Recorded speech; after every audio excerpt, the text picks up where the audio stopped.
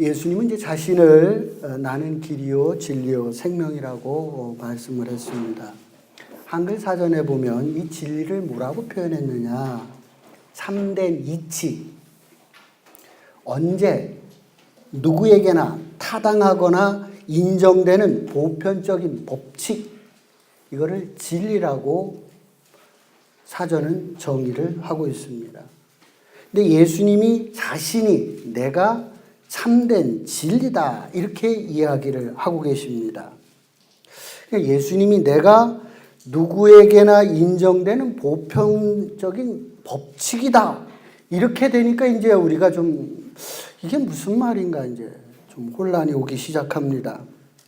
예를 들면 해는 동쪽에서 서쪽으로 진다 뭐 이렇게 하면 이게 그렇구나 진리다 뭐 그렇게 우리가 생각을 하는데, 사람이 내가 진리다 라고 얘기하니까 이제 상당히 혼란스러워지는 겁니다.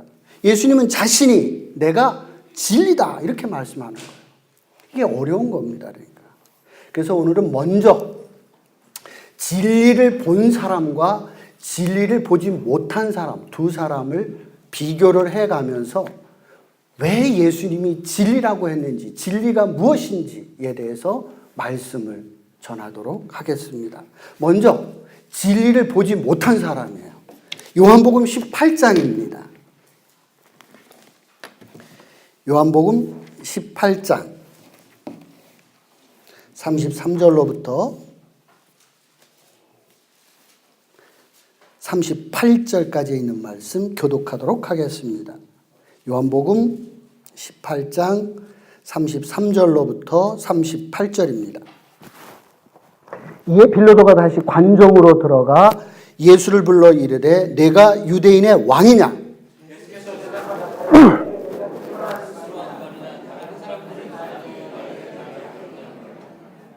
빌라도가 대답하되 내가 유대인이냐? 네 나라 사람과 대제사장들이 너를 내게 넘겼으니 내가 무엇을 하였느냐?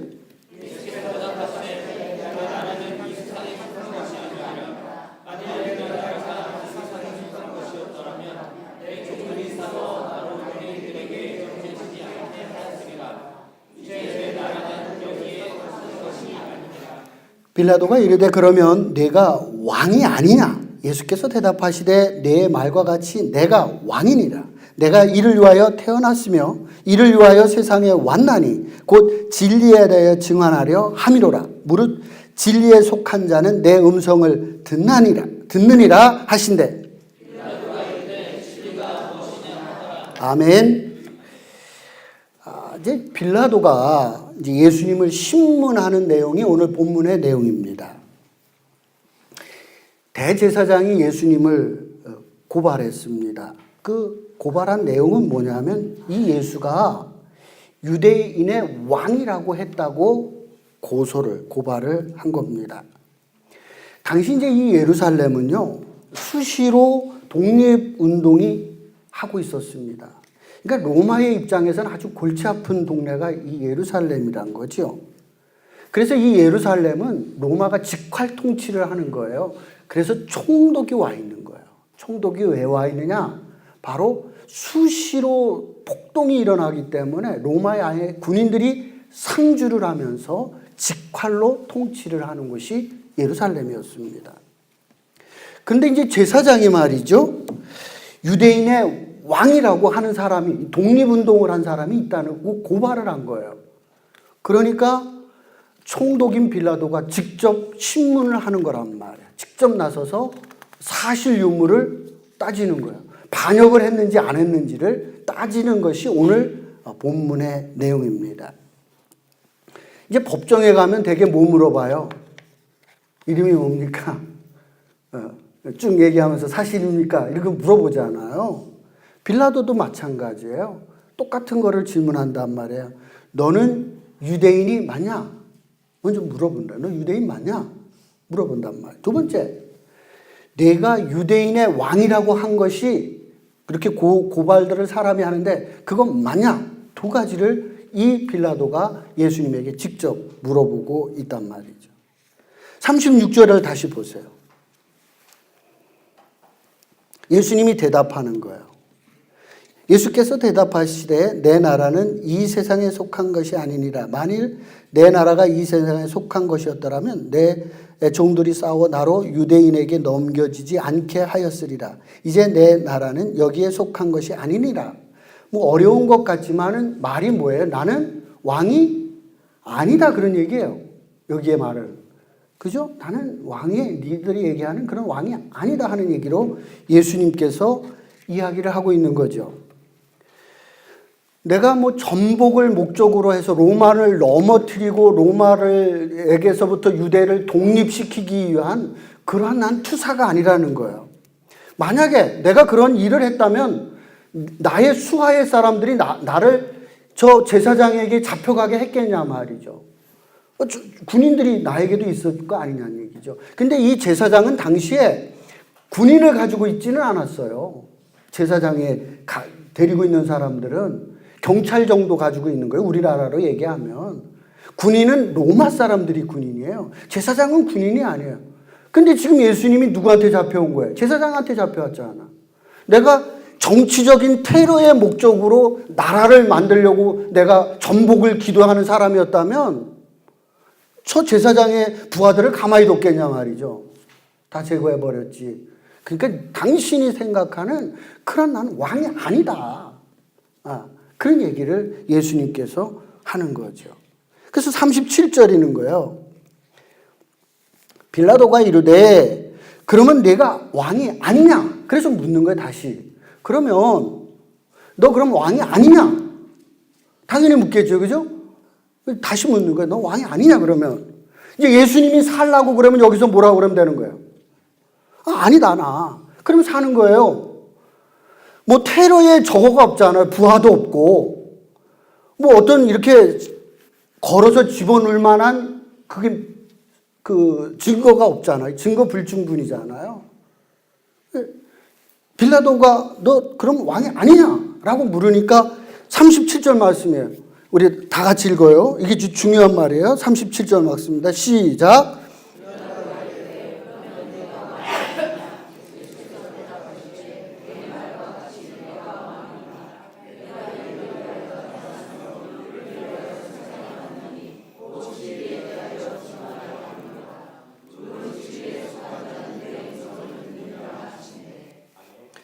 예수님이 뭐라고 얘기해요? 너 왕이냐 그러니까 예수님이 뭐래요? 아니다. 내가 뭐래요? 나는 왕이다 그러잖아요. 예수께서 대답하시되 내 말과 같이 내가 왕이다 이렇게 얘기를 하잖아요. 분명히 앞에는 아니다고 그랬는데 여기서는 다시 내가 왕이다. 그러나 나는 무슨 왕이다? 진리의 왕이다. 앞에서 얘기하는 왕과 지금 예수님이 얘기하는 왕은 좀 차이가 있는 거예요. 나는 진리의 왕이다 라고 얘기를 하는 거예요. 그러니까 빌라도가 또 다시 묻는 거예요. 38절에 빌라도가 이르되 진리가 무엇이냐 그러면 진리가 뭐냐 라고 묻는 거예요. 오늘 설교 제목이 진리가 무엇이냐는 얘기예요. 빌라도의 질문이에요. 진리가 뭐냐? 네가 진리의 왕이라는데 진리가 뭐냐라고 빌라도가 질문을 던지고 있는 거죠. 그런데 예수님께서 이 질문에 대해서 그냥 넘어가 버려요. 스킵하고 넘어가요. 답을 안 해버려요. 그죠? 답이 없어요. 예수님께서 왜 답을 안 하셨을까? 답은 37절에 있어요. 답이 37절에 있어요. 뭐라고 예수님께 이미 말씀하셨어요. 진리에 속한 사람들은 내가 말하는 것을 알아듣는다. 내가 진리예요. 그리고 그 진리이기 때문에 진리에 속한 사람은 나를 알아본다는 거예요. 그런데 이 빌라도는 진리에 속한 사람이 아니니까 진리가 서 있는데도 진리를 못 알아보는 거예요. 불이 켜졌어요. 어두운 방에 불이 딱 켜졌어요. 그러면 우린 다 환히 보지요. 그런데 못 보는 사람이 있어요. 그런 사람을 우리 누구라고 그래요? 봉사라고 그러잖아요. 그죠? 불이 켜지면 다 봐요. 근데 못 본다고요. 그 사람을 봉사라고 그래요.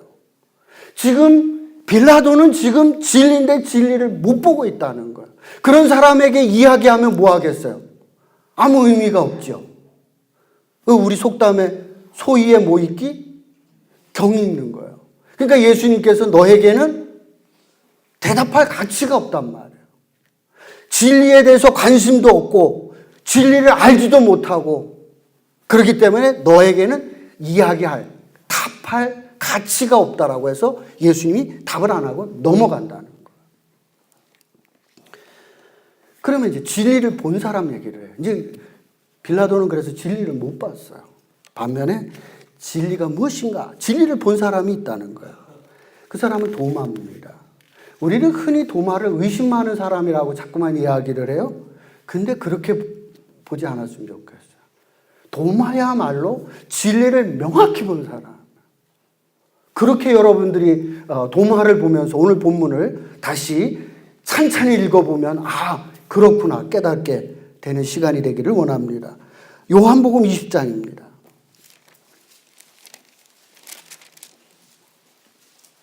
요한복음 20장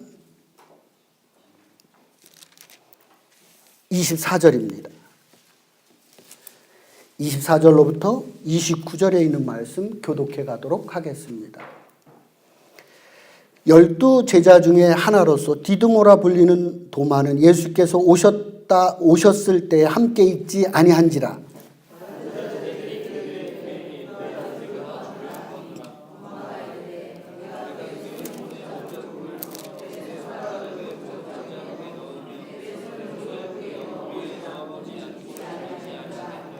여드레를 지나서 제자들이 다시 집 안에 있을 때 도마도 함께 있고 문들이 닫혔는데 예수께서 오사 가운데 서서 이르시되 너희에게 평강이 있을지어다 하시고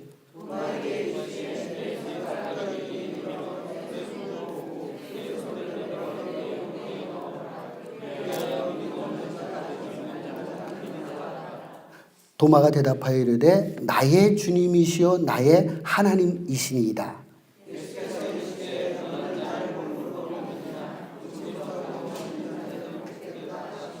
아멘. 도마는 예수님께서 십자가에서 죽는 것을 현장에서 본 사람이죠.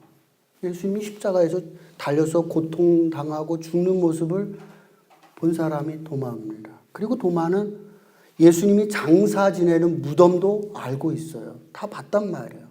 무덤까지 넣는 거를 다 본 사람이 도마예요. 근데 이제 베드로 형님이 와서 그러는 거예요. 예수님이 부활했다, 다시 살아났다고 자꾸만 그러는 거예요. 그 도마의 입장에서는 베드로 형님이 불쌍한 거예요.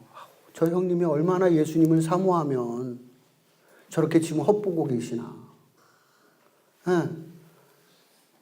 안타까운 거죠. 지금 돌아가신 지가 언제인데 아직도 지금 예수님이 살아났다고 예수님 계신다고 저러는 우리 형님이 너무 불쌍한 거예요.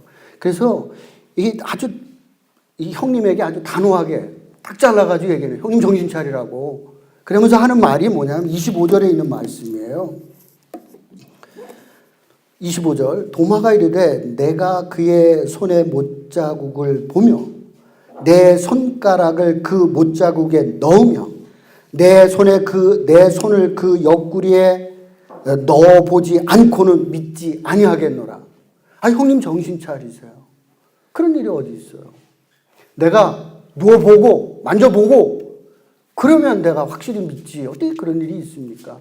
형님 정신 차리세요. 이런 말을 했단 말이죠. 죽은 사람이 살아나는 것 가능한 일인가요? 이거 중요한 거예요, 여러분. 죽은 사람이 살아나는 거 가능해요?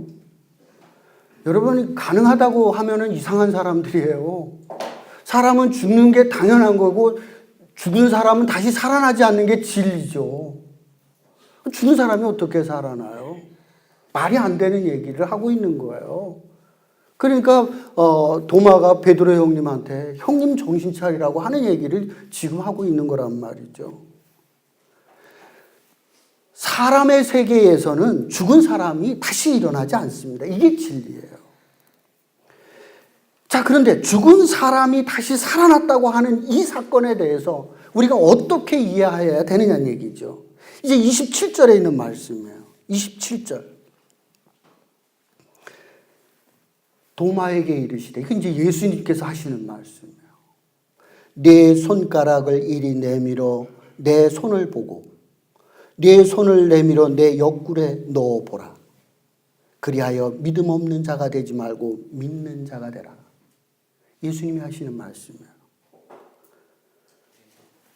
너 한번 그러면 그렇게 얘기하니까 봐라, 만져라. 손가락을 넣어서 너 봐라. 예수님께서 그렇게 하시는 거야. 직접 해봐라. 도마가 확실히 이제 보고 손가락을 넣어본 거 아니에요. 그냥 잠결이 아니에요. 도마가 손을 만져보고 손가락을 옆구리에 넣어본다니까요. 그래 놓고 하는 말이 뭐라고 하는 거예요. 그래 놓고 하는 말이 28절의 말씀이에요. 도마가 대답하여 이르되 나의 주님이시요 나의 하나님이십니다. 라고 도마가 고백을 하는 겁니다. 예수님을 향해서 나의 주님이시요 나의 하나님입니다. 이 요한복음의 전체에서 가장 핵심다는 단어예요, 이게. 요한복음 전체가 얘기하려는 얘기가 이 한 줄이에요. 나의 주님이시요 나의 하나님이십니다라는 이 도마의 고백이 요한복음 전체가 주고자 하는 말씀의 핵심입니다. 그러니까 당시 주님, 이 주님, 큐리오스, 이거는 로마 황제 가이사를 가리켜 하는 말이에요. 가이사를 향해서 주님, 큐리오스라고 불렀어요. 사람들은 다. 그게 진리예요. 네. 다 가이사를 향해서 주라고 불렀단 말이에요. 황제를 향해서 큐리오스라고 불렀단 말이에요. 그런데 도마는 큐리오스, 주가 그 가이사가 아니라 누구라는 거예요? 당신이, 예수님 당신이 큐리오스, 주님이십니다. 왕이십니다. 그런 뜻이에요. 이 세상을 정말 지배하는 사람은 저 가이사가 아니라 당신이 이 세상을 지배하시는 왕이십니다. 이렇게 고백하는 거예요. 아멘? 내가 확실히 믿는다는 거예요.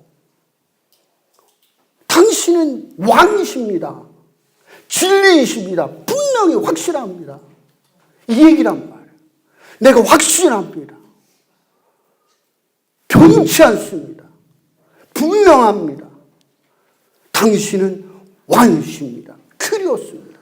라는 고백을 도마가 하고 있는 것입니다. 도마가 예수님을 다시 가르쳐서 당신은 나의 하나님이십니다. 라고 고백하고 있습니다. 당신은 영원히 변치 않는 하나님, 진리십니다. 라고 고백하고 있는 것을 보게 됩니다. 명확히 봤다는 거죠. 어떻게 죽은 사람이 살아나요? 그리고 그 죽은 사람을 만져보니 정말 그 죽기 전에 그 사람이에요. 그런 일이 어떻게 일어날 수 있어요? 사람의 세계에서는 있을 수 없는 일이에요.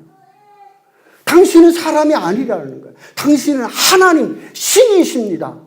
라고 도마가 명확하게 고백하고 있는 것을 우리는 알 수 있습니다.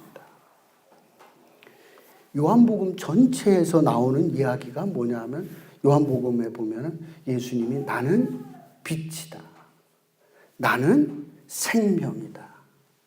나는 물이다. 나는 진리다. 나는 영생이다. 이런 이야기가 요한복음에 계속 나오지 않아요. 근데 못 알아들었었어요, 그때까지는. 근데 지금 예수님의 부활하는 이 사건을 통해서 딱 보면서 아, 예수님이 정말 진리시구나, 하나님이시구나. 도마는 확실히 깨달은 거예요. 진리이신 예수님이기 때문에 그분에게서 빛이 비춰지고 그 빛을 따라가는 길을 따라가다 보니 그곳에 뭐가 있어요? 생명이 있고 영생이 있다는 거죠. 아, 예수님이 그 말씀하시는 거구나. 여러분, 빛이 비춰져 보세요. 길이 보이잖아요. 예수를 정말 잘 믿어보세요. 내가 무엇을 해야 될지가 보이는 거예요. 정말 여러분은 예수를 잘 믿어보세요. 여러분 안에 생명이 있습니다. 영생이 있습니다. 아멘? 그게 진리란 말이에요. 예수님께서 계속 그 얘기를 했는데 알아듣지 못했었어요. 근데 오늘 예수님의 부활의 사건을 통해서 보니까 당신이 진리였군요. 확실히 깨닫는 계기가 이 도마에게서 있었다고 하는 사실입니다. 이제 예수님께서 제자들에게 중요한 말씀 한 가지를 더 하고 있습니다. 요한복음 20장이에요. 20장 22절에 있는 말씀. 20장 22절에 있는 말씀. 우리 다 함께 한 목소리로 합독합니다. 시작.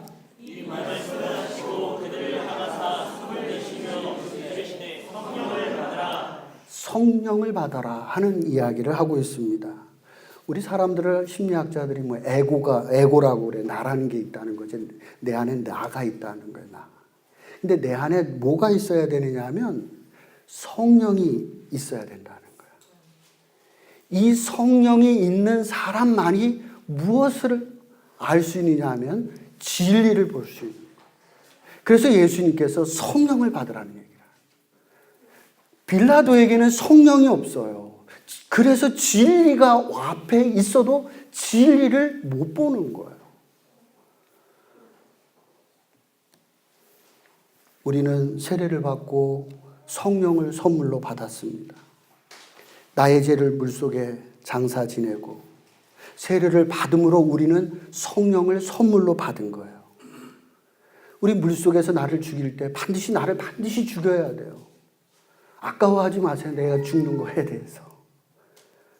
내가 죽는 거에 대해서 아까워하지 마십시오. 내가 죽어야 돼요.